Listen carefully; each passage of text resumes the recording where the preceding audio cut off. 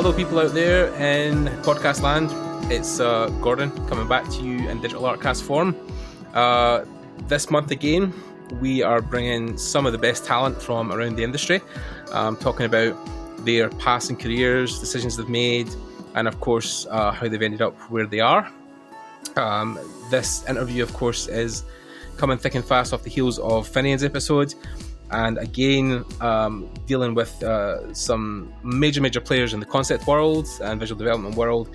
I managed to get a really solid guest today, someone whose work I have drilled over for many times on ArtStation, and of course wanted to get him on here to talk about his process and the things that he's done in his career that's helped him get to to his accolades, to the things he's done. So if you guys are enjoying this, remember that you can reach out to me on YouTube. We're on Spotify, lots of podcast services around the world. Remember to leave a like and comment. It's always great. It helps out the channel. And check out our Discord below.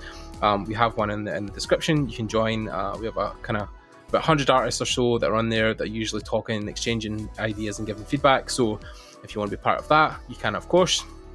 So on to today's guest. He is a concept artist and visual development artist in animation, film, card art. There's a lot of things this artist has done over his career that has spanned, a great amount of work. So let's get him on to talk about his beginnings and what he's doing now. Please welcome along Mr. Jose Vega. Hey, Jose. Hey, how things are going? Yeah, good, man. Good. Thank you for coming on and chatting with us. I know, as always, you're probably very busy with work and obviously dealing with the COVID situation across there in the United States. But yeah, it's good that you came on. Yeah, thank you for having me, man. Appreciate it. Yeah, of course, man. So, yeah, I mean, we were talking earlier, and I think we kind of touched on the fact that my first introduction to you was your work in Castlevania, which, of course, was incredible. And, that whole animated side of Netflix now has come alive, I think, because of your show and because of the work that Powerhouse done, which you obviously played a pivotal role in. So that's been a huge accomplishment. Congratulations on that. You've also recently placed third in the ArtStation challenge. So that's obviously been a great accolade as well, because the ArtStation challenges are huge. So again, congratulations on that. But taking it back to your humble beginnings, hailing from Puerto Rico, what was your upbringing like in terms of art? Were you drawn from a very young age? Not really. I think my first introduction to art, if you can call it, was I had some really good friends in high school, and I was actually not into anime, but they were, and they introduced me to it when I was in senior year, and so they always like to draw the the characters from the anime, Dragon Ball Z and Rurouni Kenshin and all that. And that was actually my first introduction to art. They would show me what color pencils to use for skin tones and all that stuff. And it was just we'll look at a picture and draw it in the paper, and that was pretty much it. But I was always the sporty kid. I was into basketball and skating, and I'll play video games, and but nothing art related. Right. So then, was this a thing when you were leaving high school? Did you want to go and pursue that towards education wise in college, university, or? Well, this is a very long story, so I'll keep it short. We have an hour to fill. You can talk as much as you want. What happens is these friends, it was two of my friends and me, we started drawing anime characters and stuff. And, when you're in senior year, these colleges go to your high school, and, they sell you their school so you can go to college, to their college, and that sort of thing. Well, we decided to go to the Art Institute in Fort Lauderdale. And I had no idea what art is looking back. I thought I knew, but I was just doing something that I thought it was cool. I really didn't have I had no idea what anatomy was, or what a 2H pencil is, or Photoshop or anything like that, And the thing that happened was a month before we were supposed to leave, they sort of like bailed out. They decided not to go. And like I'm a very stubborn person. And I was like, well, you guys are not going, I'm going. So I went there and I I went there by myself, and 2 months, like 2 years, like the first 2 years were really just a waste of time, really, because I was in college. I was 17 when I graduated high school. I was by myself.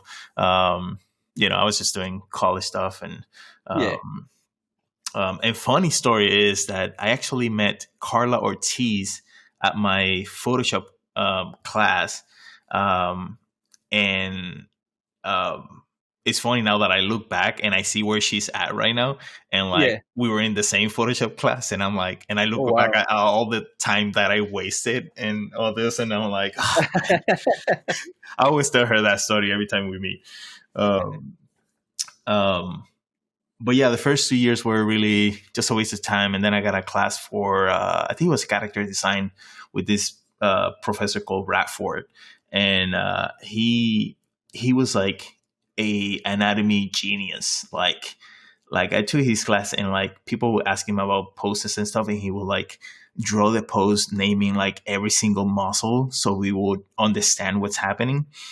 And when I saw him, I was like, that was like the first time that I felt that like love for the art. I was like, man, I really want to love this as much as this guy does, like I want to know as much. The passion was like coming across. Yeah. And like, even though I was doing like super crappy, I mean, it was like super bad drawings. I was like, man, I really would love to know as much as this guy. And that was like probably the first time that I actually like, it was like a spark, sort of like ignited the whole love for the art thing. And I mean, I appreciated art because I would like collect art books from like video games and stuff. Like I had a huge library. But it was like one of those fantasies, like, I wish I could do this. So I collect it, but I don't practice enough to do it. I just like to see it, Sounds familiar. Yeah. When people right there with you, people that want to sing but they only sing in the bathroom type of thing. Right. Okay. But fast forward, I graduated. I got into like 3D a lot because it was 3D is very technical for me. Like you do this and this and then you get this, and to me that was like easy to understand. And so I did the 3D. I was doing like Maya stuff, and as soon as I graduated, I was blessed enough to get a job doing like 3D architectural stuff. And I worked there. I worked at an architectural company for like, it was like 4 or 5 years, right out of college, which was pretty good. And the recession, the economical thing happening 08 and 09, I got laid off. And then were you still in Puerto Rico at this time? Were you still there? I was in Florida still. Okay, right. Yeah. So you didn't go back after graduation. You were still in Florida. Yeah. So like I spent 4 years in college in Fort Lauderdale. I would go back to Puerto Rico for like a week in between trimesters. But since I got that job right out of college, I just stayed there. The company was there in Fort Lauderdale as well. So it sort of worked out. But then I got laid off, and because of that whole economic thing. And I wasn't doing really like a lot of, even doing the 3D stuff, I wasn't doing like, any 2D artwork at that time. Right. I was just working and, doing other stuff. And after that, I went through a whole, portfolio of like different jobs. Like I was working at restaurants. I actually almost became a police officer. Wow. If it wasn't like, if it wasn't for like a day extra, like I had to move from Florida to California because I was like, I didn't have a job that would sustain my my living. Okay. And I was trying to get into the police force, but because I was into martial arts and all this stuff, Mhm. Yeah, and yeah. um, I went through the whole process. I did all my tests. I did all the physical tests and all that. And I was just waiting for that letter of acceptance to the academy. And they pay you to be in the academy. It was going to be good money, and I was going to be good. But it took so long that I couldn't wait anymore. So Mm. we were going to move to California, and the day before, we had everything packed in the car because we were driving, and the day before I checked the mail to like make sure that I get all my letters, and the letter was there for the academy. And the night before I was leaving, and I was like, oh man. So I had to throw it away Yeah. and just forget about it, and we Mhm. drove to California. Yeah. I mean, that's really interesting to think that you spent so many years thinking about non-art related jobs. I mean, it's always a weird thing when you find, you interview a lot of people on this podcast and people speak about like, oh, I've been drawing since I was 3. I always knew I wanted to work in Yeah. film and animation. So for you, was it like a job you almost fell into by luck or? You mean the art stuff? Well, I mean, and generally, like, because you were leaving, you're saying like at the point you graduated and the recession hit, you were thinking about being a cop. So, I mean, what was it then that swung you into an art job after that? What kind of stopped you just getting a normal kind of Joe job? So, so when I moved to California, that was like, everybody has some dark ages in their life. Yeah. That was like my time, and like, I was living in my car for a while. Like, I didn't have a job. I worked hospice for a little while, so Right. that was very interesting, Mm. and a good like wake up call. Yeah. But I was staying with my uncle because I had nowhere to be at, and he was, giving me a room while I, Hmm. stand up on my feet. And Right. my mother called me one day from Puerto Rico, and she told me that my grandmother, her mother, passed away, and she was like very old, so it was sort of like Mm. expected.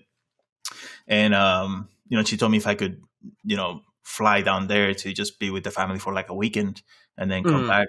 And I'm like, yeah, Right. sure. I mean, I don't have a job, I don't have anything, so might as well. Right.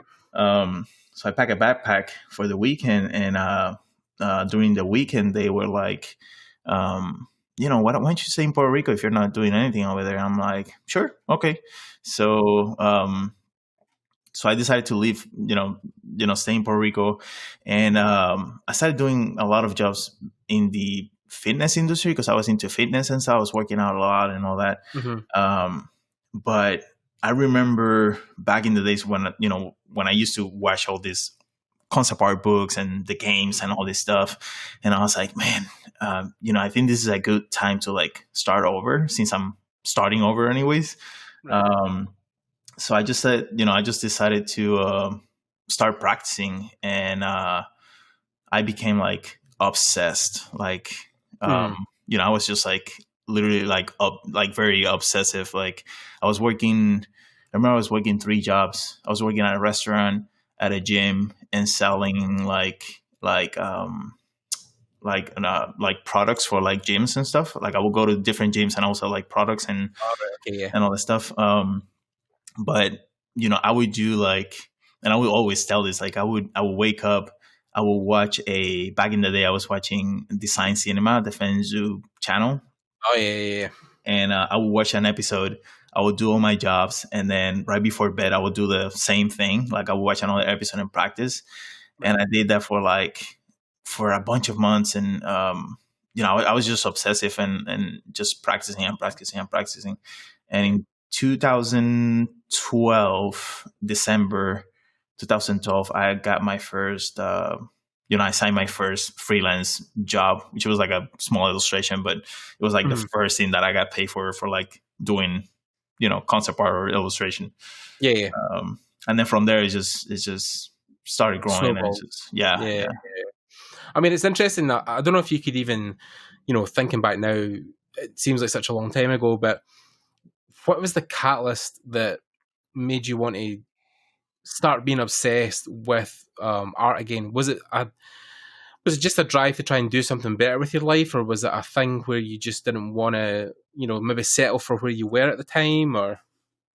Yeah, I think it was. I think it was a combination of things. Like I went through like literally living in my car, homeless, for a while, and like I was suicidal way back like when I was in California. Like, Oh wow! yeah, it was very bad. Like I wasn't the person like I am right now. Right? Like Yeah. like I would literally like it's funny. Like I would literally go like I'm not a person that like I don't drink like Right. alcohol and I don't go to bars or anything like that. Right. Like I would go, like in California I would go to bars just to like find trouble. Oh wow! Like yeah, it was like it's literally like not me. Yeah. Um, and that and like I was starting over. Like I had I was doing the whole fitness thing, but it was just wasn't feeling my like it didn't feel like it was feeling my full purpose. Right. Um, and also I think it's my nature of being like super stubborn and like obsessive. Right. That I just really wanted to do it, and like even though I went through all that, like all the pieces were, or all the ingredients were there to just really really start doing that.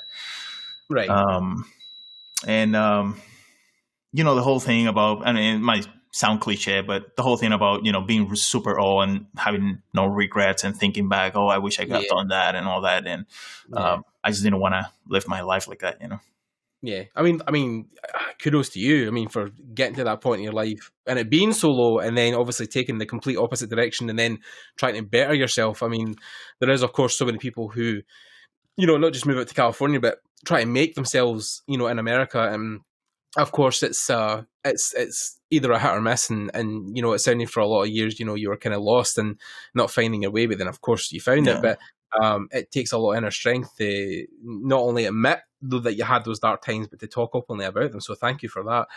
But yeah, it's something I think people don't talk about in this industry a lot, is the fact that it's really fucking hard to make like a living in this industry. Like, people will say for guys who work at Blizzard or Riot Games or Powerhouse Animation, like, oh, you've made it, but then they don't see the, like you said, the years you were living in your car, or like you were in Puerto Rico working in fitness, and so I think this is why I love these podcasts, is because you can delve deep into the backgrounds of people, and sometimes people will open up and be like, hey, it isn't easy. I mean, we just had Jan Urschel on, who of course has worked on Ghost in the Shell, and Mhm. Star Wars at ILM and all this different movie franchises.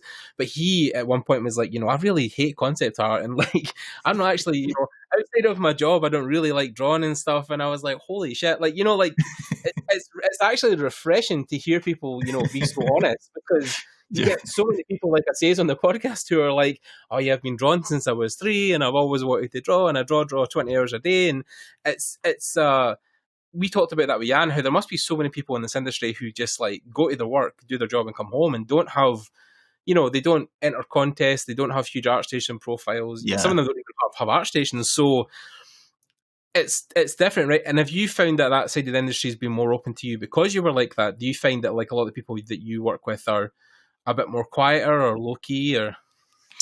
Not really. I think that's funny how you say that, because like I think it was like maybe 3 years ago I was at a CTN, and um um I met with a buddy of mine. He's Puerto Rican too, but he works. Well, he actually quit the job like a month ago or something. He Right. works at Blizzard, and he gave me a tour through it and all that. But like, he introduced me to like a few people there, and these people are like in the top of the industry working at Blizzard, and I had no idea who they were, because they don't have like any social, Right.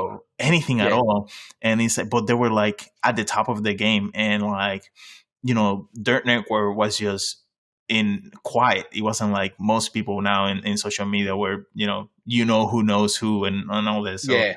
um so I think either way works. It just depends who you are, and Yeah. how you want to tackle this whole bar thing. If you Yeah, I think there's definitely two sides of the industry where, like, one side is the people who are constantly online or, Mm-hmm. posting tutorials, videos.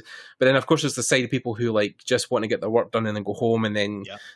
not think about the next day. Because I was the same when I went to Blizzard. I was meeting a couple of different people and, like, I knew most people, but then there was people like, my friend at the time, David Long, was pointing out, he was like, oh yeah, and this is such and such. And I was like, okay. And I was like, I have no idea who this person Yeah. is. So, like, but then they're talking to me like I should know, and I'm like, oh, I'm not really sure. But it's like the industry you think is small initially, but then once you dive into different studios, you're like, oh, there's so many people I don't know, or and occasionally, like, you'll meet people that have maybe worked at the same studio or have done things for similar projects, but then it's very rare that you meet people where it's like, I have no idea who this person is, but then when it happens, you're kind of like, oh, that's really, really weird. So was that the case when you went to, like, I mean, like, Powerhouse was the end goal, right? That's where you are now, and that's where you're doing, like, some of your best work. But is the team there people that, like, you were like, oh, I know who this is, or I've seen this, or was it more people who were doing good work but weren't as public?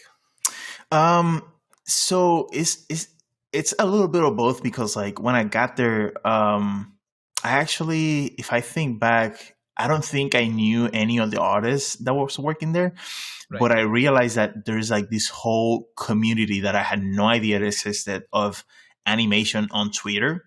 And yeah, and like a lot of the people that work in Powerhouse, they're very well known in that community.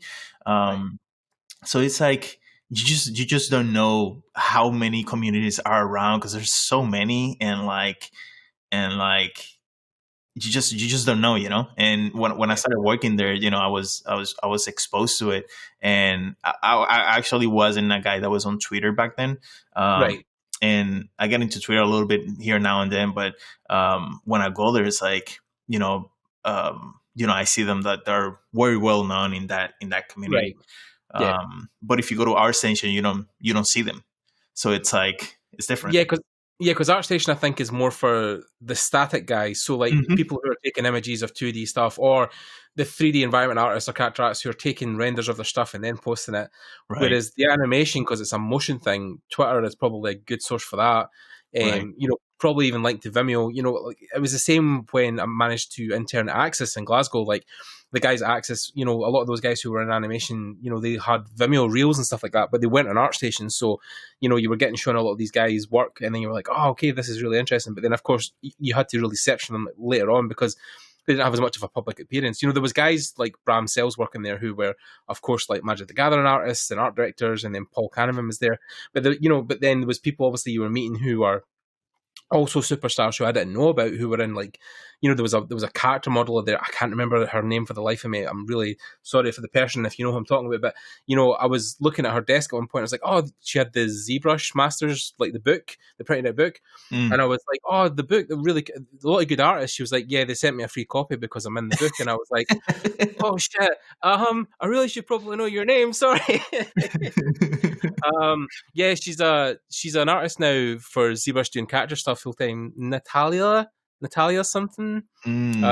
She's Russian. She worked at Axis as an environment artist, and now she's a character artist. But she was at the ZBrush Summit last year, 2019. She did a talk. But yeah, so like that happened to me as well, where, like, people who are like super established and have these amazing portfolios, and I'm like, I'm sorry, I have no idea who you are. And that's like when you go to events as well, because I remember going to, like, not just Lightbox, but a lot of events where, like, you're talking to somebody for like half an hour, then you're like, oh, where do you work? And they're like, oh, I'm an environment artist at Blizzard. And you're like, what the fuck? Like, you have no idea who these people are, but you talk to them just like they're generally. And that's how I managed to meet Raphael Grazzetti for the first time at THU. We just sparked up a conversation. I just said to him, oh, I really love your work. It's really great you're here. And then we just got chatting. And then, of course, we're friends now. But, like, it's just a thing where, a lot of these conversations happen and you have no idea who these Powerhouse people are. But I think that's also a testament to the way the industry works, and the fact that people are very humble, right? They could be some of the best people in the industry, but then they will always make time to speak to you or help you out with stuff or give feedback. So I'm kind of glad in that respect that the industry is like that. But then what was it that drew you to Powerhouse at the time? Was it specifically the project? Because I wouldn't even know then, back then when you were brought in. Would they have told you what they were working on? Not really.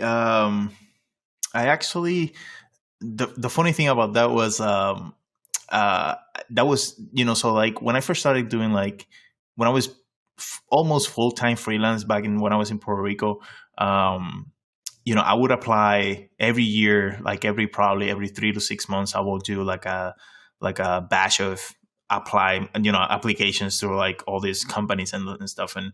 um, and one of those years, I went to CTN, as part of my, because I will always try to go to at least one convention a year to just network and do stuff, and that was part of like my plan. Mm. And that year I was in CTN, and I was just going through the booths, doing portfolio, getting portfolio reviews and all this stuff. And I went through their booth, and I remember Sam was there, which is the art director there, and I showed him my portfolio, and he's like, "Oh yeah, I think you applied to our company, and we're actually thinking of sending you an email to see where you were at and all this stuff." And I'm like, Mm. "Oh, okay, cool," but I had no idea who they were or like what they were working on, Right. which is totally irresponsible. But I mean, I will apply to like 50 applications, and it's like, Yeah, of I don't course. know. But anyways, a few months later, he sends me an email, and they didn't say the project, but that first time, it didn't work out because the financial part of it, it just Right. wasn't working for me. Right. And so I had to decline it. And then I think it was like 8 months later, they reached back and they say, "Oh, we're working, we're looking for people for Castlevania. It's gonna be in Austin because they do have a California office." Right. And I'm like, "Yeah, I mean that sounds great, but last time, we didn't agree on these terms and all that." And Right. so we negotiated, and it sort of worked out. And I did a trip, and this is this is another crazy story that I actually, my boss likes to hear, because like, they offered me the job, and I was like, it's in Austin, and to me, like, Austin was just like this Western, horseback, people, horses, just Right. Okay. Yeah. driving. Deep Texas, deep South. Yeah. Yeah, I had no idea what Texas Austin looked like. Right. So me and my wife took a plane for like a short, quick weekend just to see what Austin was, and Right. they gave us a tour to the student. I just loved it. Whether it was like around September, weather was great. It was just like amazing. We had some great food, and we got back to Puerto Rico, and I accepted the job. They gave me the offer, and we did it. Yeah, that's awesome, Yeah, man. And then again, like, it sounds always crazy when people ask these things, and it seems like the most cliche questions, but you're always like, "Oh, did you know Castlevania was good?" Because I mean, that series did explode on Netflix. Like, the first season, especially. Like, I think yeah, people were just taken aback with like how well done it was, like how well it was animated, the story, because Castlevania obviously has a very long legacy in the video game, so translating that to a TV series is obviously going to be difficult because you're, like, which vertical slice do you take? Where are you going to start from? Who's going to be in it? Is it going to be a la carte? Is it going to be somebody else? So when you were first initiating that kind of whole visual development aspect of it, was there a very clear outset from the beginning about what you would be working on in the story? Was that all kind of built when you walked in? Well, the majority of the stuff was already set in, because when I got in through halfway of pre-production for season 2. Okay. So season 1 was already done, and Hmm. the style was sort of already established. Right. But when I got there, one of my main things, and I told them this from the beginning, was to like taking a look at the actual pipeline that they do and see how we can improve it. Hmm. And one of the ways that we did that was incorporating the whole 3D aspect of it. Right. And that was like a major thing, because now in every production that we do at the studio, we use 3D for the series, at least. And so, um, you know even though everything or the core of it was sort of like established, it's like Mhm. an evolution thing through Yeah. each season. And I think you can see that visually a little bit.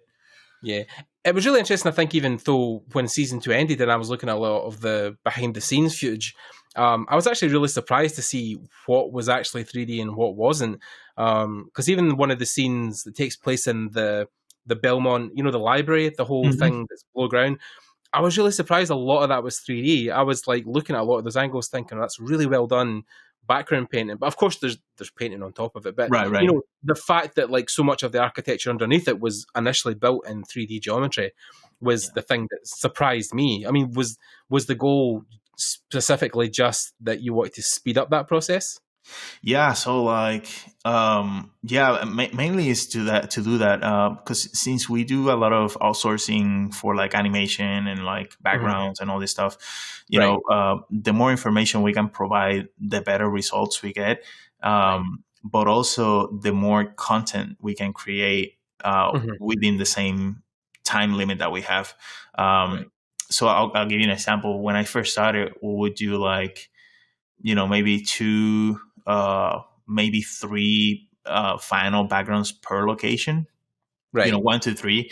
Yeah, Right now we can do 8, 10, 12 within the same time period for each right. location.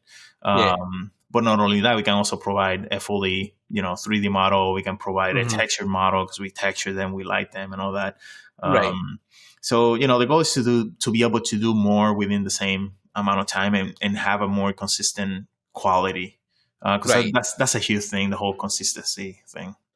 Well, I mean, especially knowing what I know about animation and the fact that these have to be pushed out relatively quickly because Hmm. I know obviously the first season they probably had a little bit more time because nobody really knew what was happening and Right. knew that it was coming out. But of course, I think from season 1 to 2 there was a significant jump in when it had to come out or when it had to be pushed out.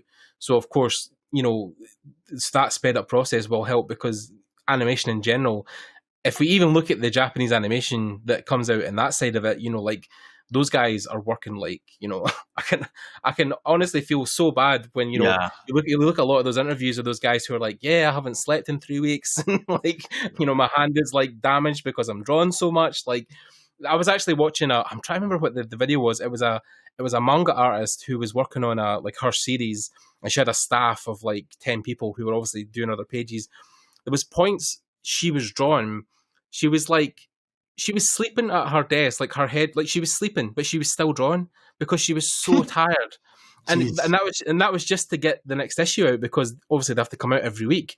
And I was like, I can't understand how people over in Japan have that kind of work ethic and still manage to lead some kind of life. But of course, with animation in the West, like the way we do it now, Yeah. that's still, compared to most other production schedules, very rushed because, you guys are obviously, you're trying to churn these episodes out as quickly as you can while maintaining the same level of polish. But then, of course, sometimes I feel like there has to be a sacrifice somewhere. And then, do you feel like, I suppose you would probably say no, but do you feel like you lost something transitioning more things to 3D? Do you feel like there was something lost that the first season maybe had that you couldn't maintain with the production times? What do you mean? I mean, like probably because the new season had so much integration with 3D. Hmm. Do you feel like it maybe would have looked better or felt more grounded because you drew everything in the first, or not drew everything, but there was more to the elements. There was more probably handcrafting in that. Do you feel like the 3D process has changed it too much or not enough? Or Um, Probably a bit depends on what we're doing. It's like I think I can compare it with like traditional painting and digital painting. Like when you look at a really nice traditional painting, or like even when you take people like, for example, Carla Ortiz, Mhm. where she has like a solid traditional background, Right. for painting, but she does Mhm. digital painting. You can, I always say that like you can always, there's something about people that even though they do digital painting but have that traditional background, there's something in their paintings that people that started in digital painting like me don't have. And like, Right. it's something that I cannot put my finger on it, but it is that's, I don't know if it's the craftsman of it or like, Mhm. there's that special essence of it in their works that you cannot just replicate it. Right. And the same way is just with animation. When you have like something 2D animated, you will always have that feel. Right. But our 3D work is mostly for like environment stuff. So like, Right. sometimes we get a model and we give it to the post guys so they can do these 3D camera animations while the 2D character is like, moving with it. But I think as long as the like general aesthetic and quality stays up to par, it should be fine. Yeah, I mean, in general, like, I mean, I'm no bashing the second season. Like, I feel like it was, leaps and bounds above what you guys were doing in the Yeah, first one. yeah, I feel like there was a step up in terms of, like, I think even like the combat, the sequences where, Alucard was training with the guys from Japan, like, a lot of that stuff was like really, really well done animation wise and fight choreography, because you even see a lot of those times when, you get to see the behind scenes of the fights that are in, the sketch trials or the sketch tests or pencil tests, sorry, where, they're just penciling out the whole motion that they're taking when they're fighting, and some of that stuff just looks so incredibly well done. But then of course you've got I'm imagining some of the best animators there also that are working on that. So I mean, like, would you say that with your production and the things you're doing in Powerhouse, are you more kind of 50-50 with 2D and 3D, or do you feel like it's more 3D? Because I know recently, obviously, you've done a lot of work in Blender recently, building kit bash kits and stuff like that. Is that something that came from your work, or is it something that you've always been kind of pushing in the background on your own personal work? Yeah, I started. Well, I was using Maya at work when I first started. I only transitioned to Blender last year around November, I think. Right. Um, um, but I think like the way I always explain that the work is like 3D is not the final end or thing. 3D should be just a support. Like even when we hire like 3D artists, that's a support type of thing. But like if you see season 1, season 2, season 3, like it gets 10 times more crazy as seasons pass by, and Right. so like we have to take into account, okay, if you want to do this or this thing in this season, we only have this amount of time, so we have to figure out how we can do it in that amount of time, because if not, we'll have to do something else. So Right. if you want to get it done, we can only get done if we do this 3D amount of work Right. to be able to get it done, and then we can try to match or make it look more 2D-ish Right. and that sort of thing. So there's like, I think there's like a lot of factors that contribute to the budget wise, how many animators we can animate or hire extra to do this animation, if we have time to do all this 3D work, if we have time to do all this backgrounds and all this. So I think it's a combination of a lot of things that will help make that decision. Yeah, of course. I mean, it's at this point such a huge production schedule, because obviously you're doing multiple shows. You're not just doing Castlevania. So I mean, like there's so much work to be done in that. But then, how are you finding that with your personal work? Because obviously you're still doing a lot of personal work. Like you have your YouTube channel, of course. I mean, like your studio tour was really awesome. I really loved that video the other day. Props on the Goku graphics card cover, by the way. That was a real nice touch. I was like, oh, that's really cool. So I love that thing. yeah, man, it's all good. So like, how are you finding, because you're obviously now engrossed in these files, and these series, do you feel like your personal work still gets enough time outside of your work? Yeah, and I think at least to me is like I have to do that because like I always say like the time that matters the worst is from the most is from 7 p.m. to 12 p.m. Right. Everything I do from 9 to 5, is sort of is most of the time sort of like automatic. Like I just do it automatically Right. because it's what I do. Yeah. Is very hard for me to like fully and controllably like grow as I'm working in the studio, because Right. I gotta get stuff done. I cannot spend 5 hours trying to learn a new software, type of thing, because it's 5 hours that I quote unquote Yeah. lose. Yeah. So I have to do this personal, because in the personal work is where I actually grow as an artist, and then that growth gets, or is reflected in my studio work afterwards. Of course. So I have to do all that. Plus, I mean, there's a bunch of reasons, other sources of income, more, just getting better as an artist, just in general, just because I just want to be better. Yeah. So all that takes place outside of work, and then that gets reflected into my studio work. Yeah, I mean, like, definitely it's got to be a struggle because, of course, you're wanting to do things and have a life outside of your work. You've got a wife, your partner, you've got things to do, you want to go places and things. So, I mean, it's obviously difficult now, or different, because, COVID has us all inside all the time, so you can't really get out as much as you want to. But then, of course, I think YouTube is a good outlet for that, because I know myself, like we were talking about, I've done, 20 interviews since January, and I was condensing 5 or 6 into a month because you were stuck indoors all the time. But then I think also you draw a lot of inspiration from outside as well. So how are you dealing with being stuck in, because you're working from home now, right? I'm assuming, are you guys working remotely? Yeah, we're working normally, probably more than before, but yeah, we're working Right. from home. Yeah, I mean, because I was watching a recent No Clip documentary where they were interviewing the Supergiant guys who done the Hades game, and they were saying that the difficulty they were finding is that when you were in the office doing stuff and you came home, there was that separation. But now you're having meetings at your desk all day and you're doing things at your desk, and then if you're still doing things at your desk at night, like, you're never leaving really that place. Is that affected you mentally, or?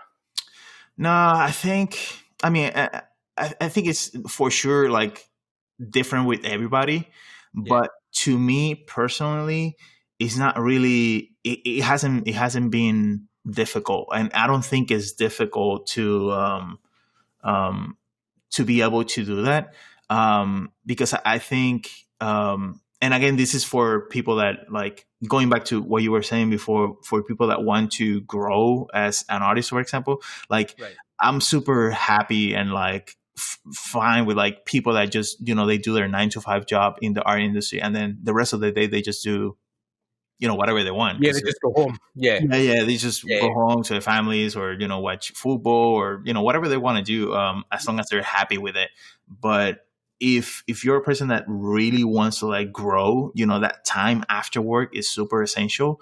So like that becomes a priority, and usually priorities are easy to like find. Like, if you're hungry, you're gonna find food and you're gonna eat. That's a priority. But in that sense, for me, it's easy. So, and I also come from like freelance. Like, I did 5 years of freelancing before the studio job. Right. And I was in Puerto Rico, where there's like no industry in this. So like I was, practically at my home all the time. So to me, it hasn't been hard or anything. Definitely has been hard for my wife, because she's more, she needs more the social aspect of it. So we try to accommodate for that. Get out as much as you can, and try and keep a bit of normality in your life, as opposed to life for sure. isn't normal right now, so it's hard. But I mean, like, even on that, like, do you feel like that's something you would want to say to people who are trying to aim or aspire to the level you're at now? Do you feel like the time you have outside of your work, like your personal work, is what's helping you the most? Oh, for sure. Like I always say, like, I'm obsessed with this stuff, right now.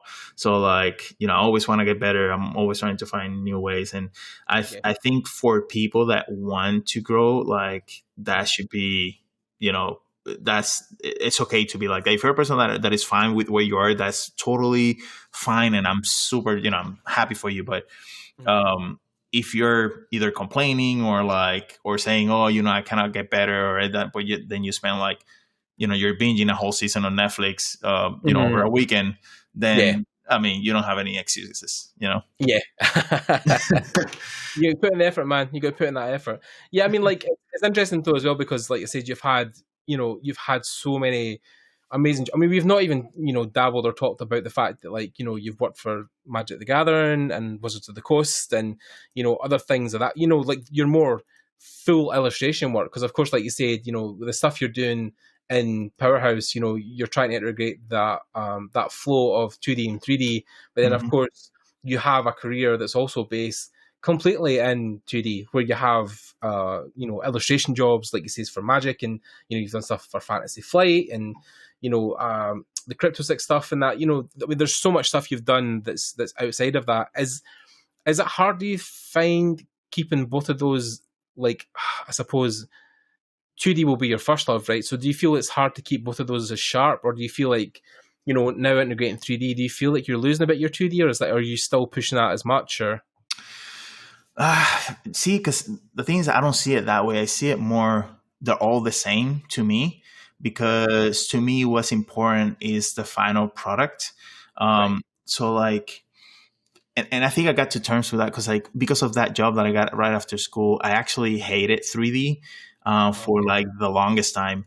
And a few years ago, I took a class with Ken Ferglaw. I don't know if that's how you say his last name. Yeah, but, Ken. Yeah, amazing artist. Yeah. And like taking his class, I realized that 3D it's just a tool, So like if I want to build a house, I want to have as many tools as possible to build the house. It's not about the tools, it's about getting the house done the best way possible. And if I do an interior shot of a house on 3D to paint over it, it doesn't mean that I cannot draw it. It's just gonna take me 10 times longer. And right. I mean, yeah, I can be super proud after showing this beautiful drawing in perspective that it took me, a whole week to do, but it took me a whole week. And if I can do it in 3 hours in 3D, I'm going to do it in 3 hours. So makes sense. Yeah. So I think also it's like, I think part of it is like the whole pride of the craftsmanship of doing something in 2D. The purists out there. Yeah. And I mean, there's definitely nothing wrong with that. That's the way you want to go. But to me, it's like, I want to get as much work done as fast as possible. Yeah. And no matter how that is, without, plagiarizing, of course, but like, I'm going to, I always say cheating is good. So I'm going to cheat. Yeah. No, there was I remember there was a Facebook post, and it was something like, it was like, oh yeah, you can't use 3D in art cheats because that's not the purest way. And then like there's a face underneath it where it's like, oh, art cheats go brr. like people are just like, nah, fuck it, man. Like whatever works. Like, I mean, it's the same in like 3D. I mean, there's certain things now in Maya, like you click a button and it UVs for you automatically. But there's other things like, the hard mesh stuff where you can plug in and, you can boolean stuff without having to retopologize it. Like, and then you'll get the 3D purists who are like, when I had to do 3D back in the day, I had to UV everything by hand. But then it's like, it's the same complaint, right? You can't, if the tool comes along that makes that production really quicker, you can't complain when the tool comes, because you want something that does obviously speed up that process. But then I think it's also the thing that we've said in this podcast forever is that as long as your foundations are solid, once you've got that foundation, whatever you need to use beyond that is up to you. If you need to use Blender, if you need to use Maya, ZBrush, whatever, it shouldn't be a thing where you feel bad or you feel like, oh, I'm not doing it properly, or photo bashing's evil, I can't use photo. Like, fuck it, whatever works and is ever going to get you the best result the quickest, then that's what you want to be using, from the get go. So. Yeah, I think the art purists, I mean, like Jan said it as well, is like, if you want to go down that road, like you'd be as well just being a fine artist, and just painting, like, I mean, which again, like you said, there's nothing wrong with that, but like, if you want to come work in an entertainment industry, like animation or like, games or whatever, speed is always essential because, you're always against the clock for deadlines. So you need to make sure that, like your pipeline, like you said, you were changing that because you want to make sure that, you guys aren't like, coming to like the last week and you've still got a ton of work to do. You want to make sure that like these efficiencies are making sure that like, you're not having to sweat the little stuff. You can focus on the story and, the pureness of the show and, the other stuff's taken care of, with the pipeline being so efficient. So, yeah. I think also like the other part of that is like I was listening to an interview a few months back, and somebody said that, because it's this whole Unity thing, and how is and Blender, and how all this technical stuff is like growing so fast. Like the person said that it's putting everyone in the same playing field. And I was like, well, I mean, technically, in the terms of the technical stuff, yes, but like there's so much stuff that happens in the background, like design sense, color theory, understanding values, and all this, and of course, all that stuff. You cannot. You cannot cheat if you don't know it. There's not a program that is gonna do it for you. So if you don't have that.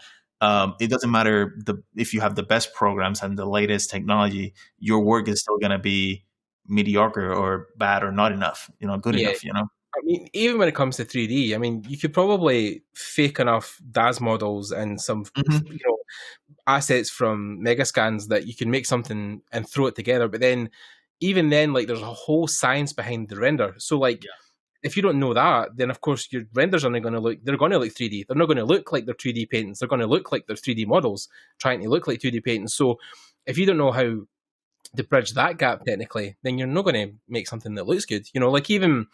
I mean, people would look maybe some of your Blender stuff and be like, you're using this with Blender or whatever, but then there's an essence of your 2D knowledge that then translates that into, even something as simple as composition, like maybe putting your guys on the left or right of the screen, making sure they're within thirds or they're using the golden ratio. Like all that stuff will then eat into making a good image. Whereas like people would be like, I can throw a model into DAS and da-da-da and hit render and then I've got an image.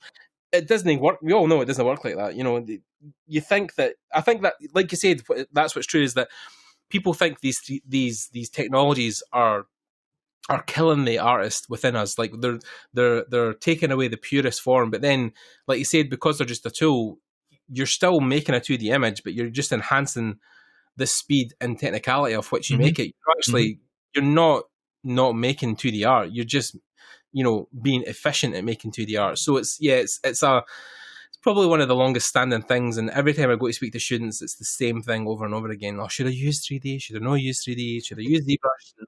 It's always going to be the same. Like, I mean, Blender is obviously popular now, but there might come a time where Blender will move away and something else comes in, or Maya might make a comeback. I don't right.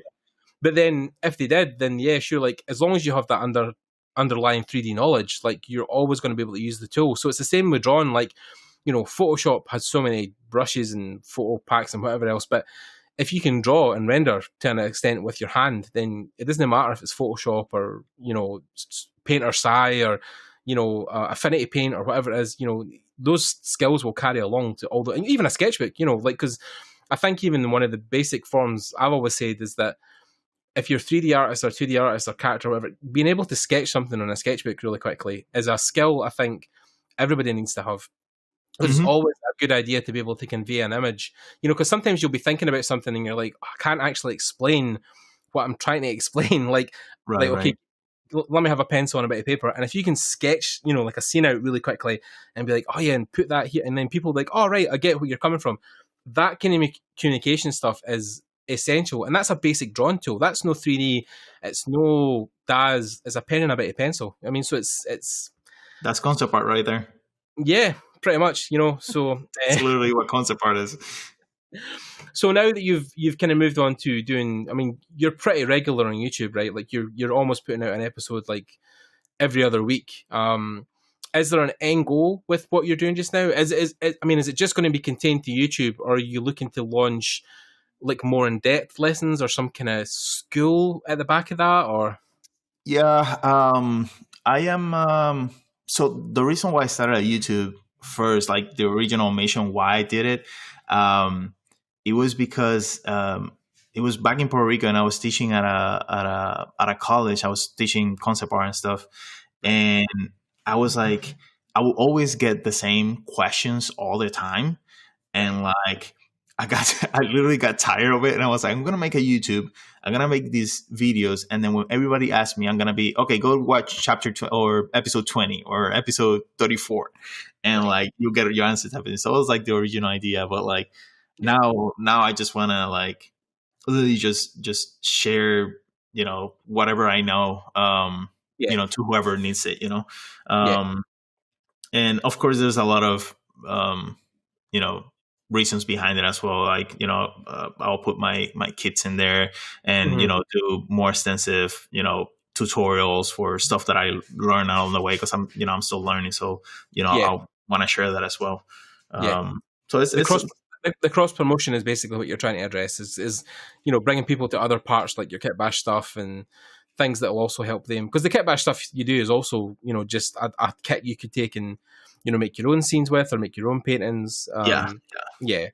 Is that so? Even with Blender, is because I know initially like some of um your earlier, what am I trying to say? Your earlier tutorials were more focused on Maya. So are you fully integrated into Blender now? Are you fully using that for your concept?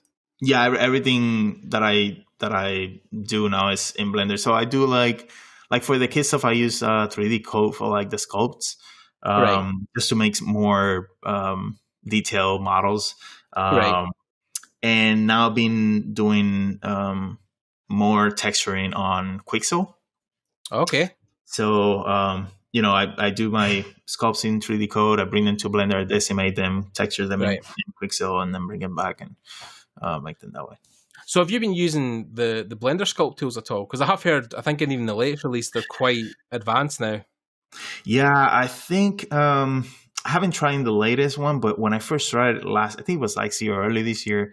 Like, I don't know if it was the computer that I was working on. It was just like super laggy, Right, and it was just driving me insane. And I was probably doing it wrong because I'm still fairly new to Blender, but right, I picked up 3D code and I I, I learned it fairly quick. right. I was able to do stuff fairly quick, Okay. so I just stuck with it, and Yeah. yeah. Now you're full time in it, yeah. It makes sense. Even the other day, I think the 2.9 release came out. The guy from Blender was like doing the update, and it got to a point he was saying so many updates he had to like take a breath and like drink some water Oh yeah, I because saw that. I saw there's so that. much that's changed. I was like, Jesus Christ, because I know there was an article the other day where Pixar were releasing a thing where I think it now has RenderMan integration, Hmm. so it's almost like they were saying like it's getting to the point where it's on the production level of like Maya and Mm. other animation tools. It's getting to that level where like you could start to seriously use it within studios, which actually blows my mind because if you think about it, Maya will charge so much for Yeah, licenses to studios, and if Blender now presents an option where that is free, like it's going to be very hard for people. Obviously you've got to think about integrating it in your pipeline, but then again, if it's free, that's a whole budget. That's like another artist you could hire by not paying Maya licenses. You know what I mean? yeah. It's crazy. Like, I'm a huge advocate of saying today, and I will say that every day. Today is the best day that you can be an artist. Like it's just getting better, and like there hasn't been a better time to be an artist because everything is so accessible. Yes. Even, and this is another reason why the whole YouTube thing, like even the education part of it, Oh it yeah. is so accessible. Like Yeah. People are always like saying to me like, "Oh yeah, should I go and invest in the CGMA or like the Bobby Chew stuff?" And I'm like, "That's awesome, but like, you can sit on YouTube for like a couple of hours and like yeah, people will yeah, teach you for free. You have like 50 odd videos. I have 60 interviews of people at the top of their game. So like, you could sit and listen to yourself and me talk or other people, me and Jan, and you're getting absolutely inside information. And everybody's, there's ArtStation just launched a podcast. Jan's now mhm, doing a podcast. Like, there's so many people doing so many things for free. So like yeah, you said, and even the fact, years ago when people were like, "Oh, did you hear Unreal Engine's free?" Like, you remember when people had to pay for it, when people had yeah, to pay to use Unreal Engine outside the studios, and now it's free. Quixel's now integrated into it, so you can now use Megascans. Like, I, like you're almost flabbergasted when people are like, "Oh, I don't know where to start," or "I don't know what things to pick up." Like, I think the problem now is it's like the Netflix thing, right? There's too much choice. There's so much stuff everywhere. yeah. That's definitely one problem. I don't see it as a problem, but that's Yeah, definitely, I can see why some people could see that as a problem. But I yeah, think yeah, also it's just people don't want to spend the time. I think that's yeah. my I think for me, it's more like, you know, like when people want to get into concept art, they're like, cool, Jan has a channel, Jose has a channel, Feng has a channel. You know, who do I go to? What lesson specifically do I start with? But then I think it's hard because a lot of the basic stuff has been lost in the mix. So, you know, I always say to people, look, Scott Robertson has 2 really amazing books. They're really basic. That's called How to Draw and How to Render. You know, if you sat cover to cover with those for a couple of months, you'll get to some very good results. And then think about the CGMA, the Feng stuff, you know, like that's the more advanced things. Even with basic 3D, you know, like people were like, well, Blender's great now because it's free. So yeah, you can learn 3D pretty easily because the program is free to use. So, you know, there's a really good insert and a lot of people, even, you know, ZBrush has changed over the years, and now most recently with 2020, you know, like ZBrush now supports monthly payments, so you can now pay like $25 a month. You can get the full ZBrush package, even though like for $1,000. I mean, I know it's a lot of money, but then for $1,000 you can buy ZBrush forever. You know, you can pay that and you'll always have ZBrush. So, you know, the tools are very good, that they're very accessible. I think it's like you said, every day you're awake, like it is the best time to be an artist. And with things like my podcast and your YouTube channel, you know, there's so many possibilities just laying out there that there kind of is no excuses to not do great work. Yeah, I'm actually writing a ebook that I mean, the mission for it is like, if you're a person that is literally just wants to start, like, you know, give you the resources that in terms of like art education, that will give you the resources, so you know, at least will help you, guide you through that process. So like, if you want free stuff, you know, where you can find, you know, free art resources and all that stuff. But yeah, because there's so much stuff that I think people just not even know, because there is so much. Like even the other day, one of my friends was like, "Oh, do you know about this thing called Anatomy 360?" And I was like, "No," where you can download like 3D models, like scans of people, and turn them and change the lights and everything. Yeah. And I was like, "Where the fuck has this been? like when did this happen? Where was this a thing?" And then like, you know, there's ones that are like more for like medical students that I found the other day, but like they break down like to the bone and the muscle, and it's just like there's so much stuff out there. So I think these, like the book you're writing, or even Ahmed Alduri, like he done a really good YouTube video the other day, and it was like the top like 10 resources for 2D artists, and there was a couple of things in there I was like, you know, even people who don't know what PureRef is, like, I mean, yeah, I've even talked to a couple of professional concept artists, and they're like, "Oh, I've never used PureRef," and I'm like, "Dude, you need to use it. Like, it is the thing to have in your computer." And then they use it and they come back and like, "Holy shit, dude! Like, where was I without this? I was opening like 40 windows in Photoshop, and now I have like one." But yeah, like it's crazy the amount of stuff that's out there that people don't know about. It's criminal. It really is. So. Yeah, that literally happened to me with my one of my latest clients. I'm still working with them, but you know, it's like it's a huge company, and like, and I'm like, oh, you know, I'll set up all my reference and I'll send you the PureRef file, and they were like, what is that? And I'm like, wait, what? So so now that's what we're using for trading files and stuff like that.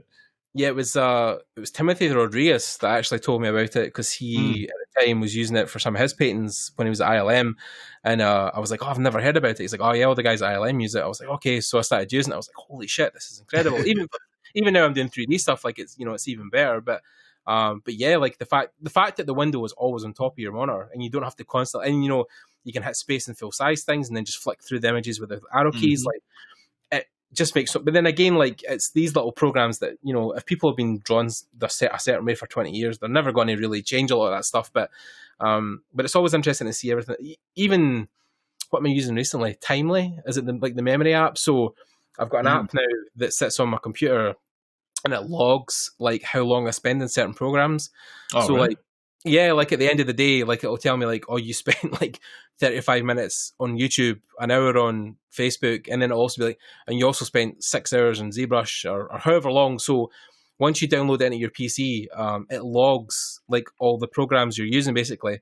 What's the name of it? Timely. I'll send it to you after the interview, but Cool. yeah, it's a really solid like program, because it also is good for, I think, it's good for younger artists as well, because then it shows like how long you're taking on projects, so that when you break down a project and you then go to like like an employer, they'll be like, oh, do you know roughly how long you're taking to make things? And then you can be like, oh, usually I would make a character in about 6 hours, or I'll be able to do like a sculpt in about 3. And so I've been using that. That basically just to and it also is good as well because it's one of those things like, if you go on YouTube for a bit too long and then you see the timer like clicking over in the corner, you're like, shit, I really should get back to work.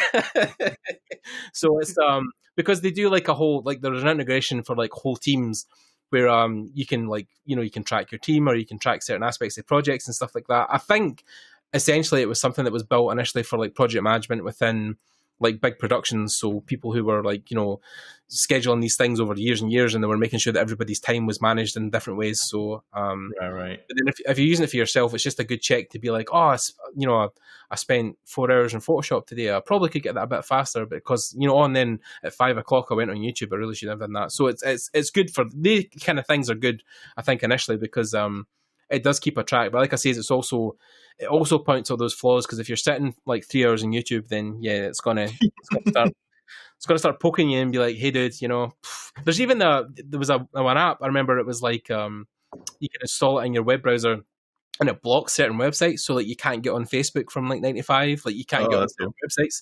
Yeah, like they're even worse though, because sometimes you're just like, I just want to go on for 5 minutes, just let me on, just it's like no, you're not getting on, oh fuck. So yeah, man, there's a whole, I'm planning to do that on my YouTube soon. Actually, I want to try and do like a top 10, like kind of like what Ahmed had done, like essential artist survivor tools, things that you right. I thought would be quite good. So that's cool. Yeah, man. Okay, well, I think that's a good place to end it on, because we're passing the hour mark. But thank you again for coming on and talking and. Yeah, man, absolutely. Thank you so much for the invitation. Yeah, of course, man. Of course. I'm sure everybody's loved it. If you guys have made it to this point, thank you very much for sticking about.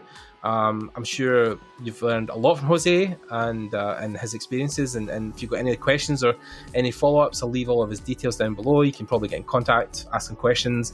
I'll also link to his YouTube channel, where you can check out all of his tutorials and all his things that he's put up so far. And of course, that's pretty much it. We are on YouTube, of course. We have a visual element as well, so if you want to see a lot of Jose's work and the stuff he's done at Powerhouse and other companies, that will be in here in the YouTube channel. But we're also on Spotify, podcast services, Google Podcasts, Stitcher, a lot of services around the world. So wherever you're finding it, if you want to head over to the YouTube channel and give us a sub, a like, a comment, it's always handy. We usually roll these as live episodes and premieres, so there will be chat during the episodes. People can kind of chime in and talk to each other and ask questions, and we'll try and obviously get the artists always to come on and talk during the live chat as well, and answer any questions during the interview. But yeah, thanks again to Jose for giving his time, and thanks again for you guys for listening. Make sure you check out other episodes we have on the channel. We have a lot. And again, if you have any questions, check out our Discord below. We have a lot of Q&A back there that we do weekly with different students, and some chat over there as well. And we'll speak to you guys later. Bye, guys. Bye.